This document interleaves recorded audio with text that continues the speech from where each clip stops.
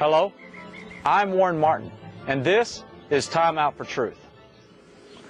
I cannot even begin to explain the incredible sorrow that floods our life when we lose someone who's near and dear to our hearts. Byron, my brother, was my best friend, my hunting buddy, my hero. He's the most intelligent person that I've ever met in my life. He was an extraordinary young man who was taken at a very early age when he died in a car accident. He was only 20 years old. And I cannot even begin to describe to you the sorrow that flooded our family and my life. At times, it threatened to destroy our family. There was incredible sorrow that flooded our life. Yet we as Christians know that our loved ones have gone on to a better place, that they are present with the Lord. Yet there is still this incredible sorrow.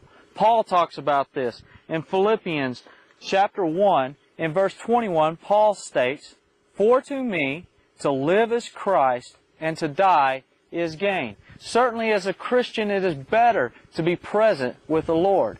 But Paul doesn't stop there. He goes on and in verse 24 continues and says, "Nevertheless, to remain in the flesh is more needful for you."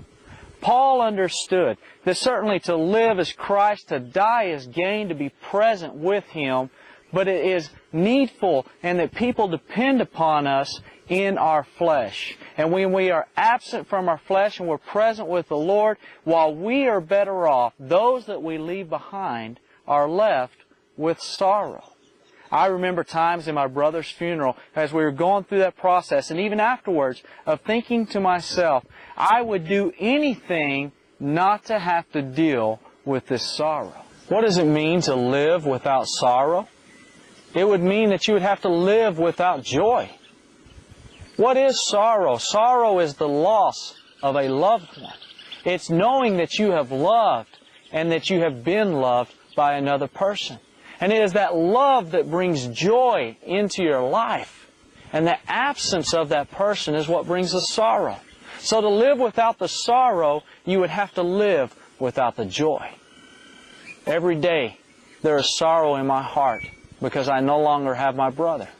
I know he's present with the Lord, but there still remains a sorrow in my heart. But there is not a day that goes by that I would be willing to trade that sorrow if it meant I had to let go of the joy that he brought into my life. Truly, my brother loved me and I loved him. Even though we fought all the time, we impacted each other's lives. And I will hold on to the joy that is found in the sorrow. The joy of loving and being loved.